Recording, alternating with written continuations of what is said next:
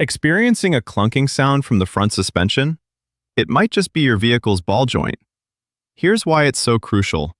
The ball joint connects the control arm to the steering knuckle, allowing smooth motion for steering and suspension.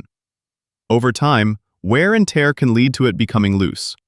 Neglecting this can cause uneven tire wear, poor handling, or even a suspension collapse. Now, what's actually happening? The ball joint wears down because of constant friction and weight bearing. It's a pivotal part that allows your suspension to move freely. Ignore it, and you could face costly repairs or even a dangerous driving situation. So, what's your move?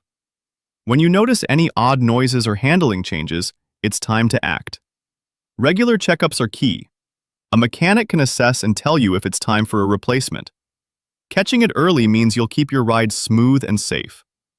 Share this with a friend who never checks their car's suspension and spare them a headache. Drop the word ball joint in the comments if you find this informative and want to learn more about car maintenance.